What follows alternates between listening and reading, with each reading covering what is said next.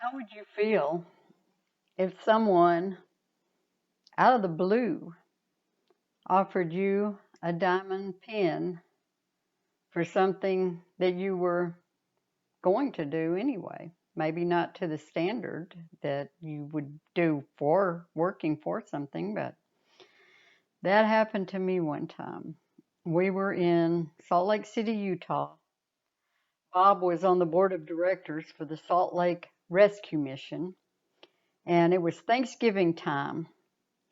We were taking our whole family to the rescue mission to serve Thanksgiving dinner to the homeless in the area. And we thought it would be a good lesson for ourselves who had more than enough, and also for our young sons to see that it's better to give than receive. But I didn't realize at the time that I was about to have a lesson beyond my wildest dreams.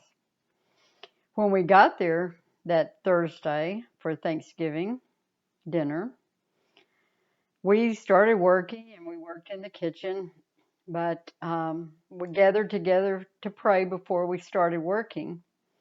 And there was a man there that was also on the board of directors. And he said, every year for the past 10 years, I have given a diamond pin for the hardest worker of the day.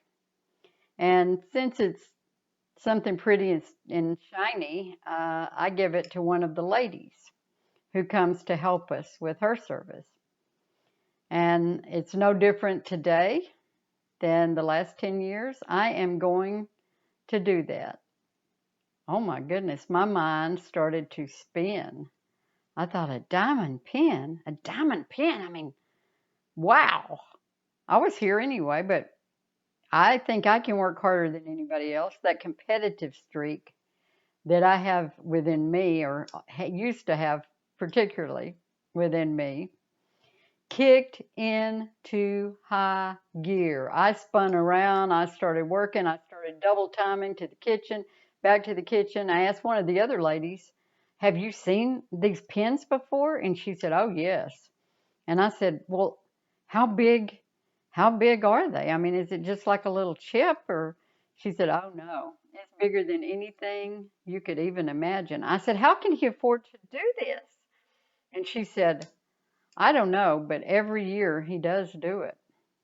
Oh man, I worked and worked and worked and started working hard, and we fed all the dinners, and I mean it was time to go home, and Bob was gathering the boys to go home. I said, "Oh no, no, no. You go. I am going to stay and do the dishes and clean up." And he said, Becky, we've worked hard all day long. I mean, we need to go have our own Thanksgiving dinner. Oh, no, no, no. You go ahead. I'll call you when I'm finished with everything. Well, I worked. I was the last woman there. And the man said, it's pretty amazing, but definitely hands down, you received the honor of getting the pin. And I was flying high. He gathered all the rest of the men around, and that were still there, and he said, I want to present this to you, and it's for your hard work and your service, and we know that you have a pure heart, and so this is why you're getting it. Well, he handed it up to me, and this was the diamond pin. Can you see it? It's a dime on a pin. And at first, I didn't quite know what to say.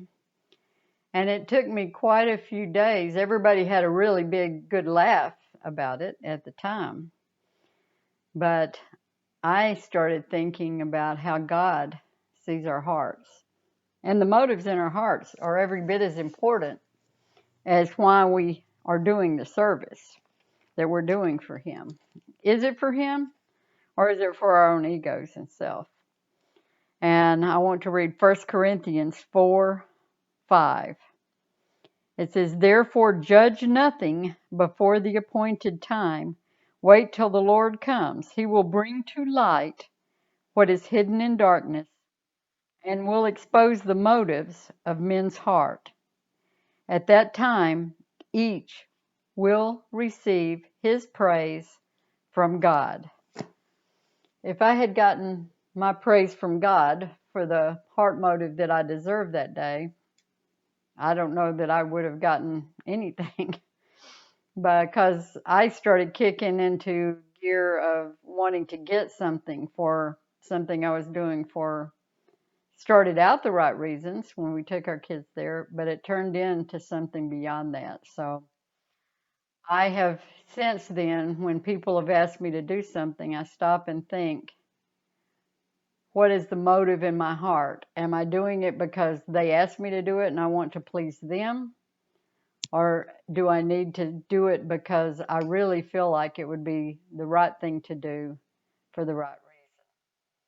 So I ask you today, just really, truly think about that and have the right motive when you're asked to do something.